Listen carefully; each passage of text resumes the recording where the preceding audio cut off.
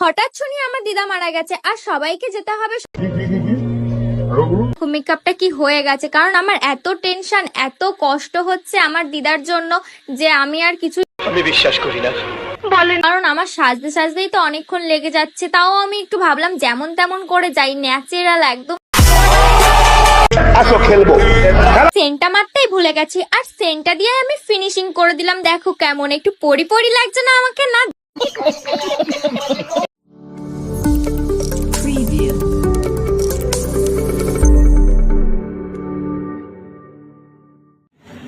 আসসালামু আলাইকুম।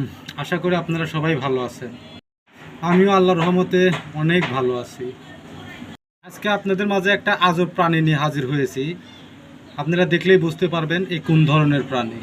দিদা মারা গেছে, সে খুশিতে মেকআপ করতেছে তার দিদাকে দেখতে যাওয়ার জন্য।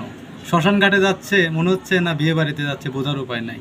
মানে এমনভাবে মেকআপ ড্রেস আপ করছে যে মনে হচ্ছে বিয়ে বাড়িতে যাচ্ছে। আপনারাই দেখেন, কারো দিদা মারা গেলে কি এরকম ড্রেস পরে, এরকম মেকআপ করে না, এরকম কোনো কিছু করে?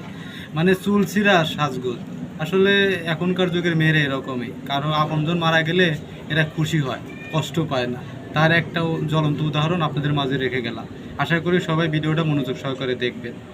হঠাৎ শুনি আমার দিদা মারা গেছে আর সবাইকে যেতে হবে শ্মশানে। আমিও দেরি না করে ঝটাপট রেডি হয়ে চলে গেলাম শ্মশানে। আর চলো আমার দিদা মারা যাওয়ার আর শ্মশানের ব্লগটা তোমাদের সাথে শেয়ার করি। আমি ভেবেই পাচ্ছিলাম না কোন ড্রেসটা পরবো। তারপরে আমি ভাবলাম যে আমার তো একটা সুন্দর ড্রেস আছে। আর এইদিকে আমি মেকআপ করতে করতে দেখো মেকআপটা কি হয়ে গেছে, কারণ আমার এত টেনশন এত কষ্ট হচ্ছে আমার দিদার জন্য যে আমি আর কিছুই করতে পারছিলাম না। আর ওইদিকে আমি ভাবছিলাম দিদাকে না নিয়ে চলে যাই, কারণ আমার সাজতে সাজতেই তো অনেকক্ষণ লেগে যাচ্ছে। তাও আমি একটু ভাবলাম যেমন তেমন করে যাই, ন্যাচারাল একদম সেরেছি, মানে কিচ্ছু দিইনি, না সাজলে না হয়। আজকে আমি সেন্টটা মারতেই ভুলে গেছি আর সেন্টটা দিয়ে আমি ফিনিশিং করে দিলাম। দেখো কেমন একটু পরি পরি লাগছে না আমাকে? না দেখতে। ফাইনালি আমি শ্মশানে চলে এলাম আর সবার মাঝখানে ভিডিও করতে কেমন একটা লাগে বোঝোই তো তোমরা। সেই জন্য আর কারোর সামনে ভিডিওটা করলাম না, একটু ভিতরে এসে দেখছিলাম।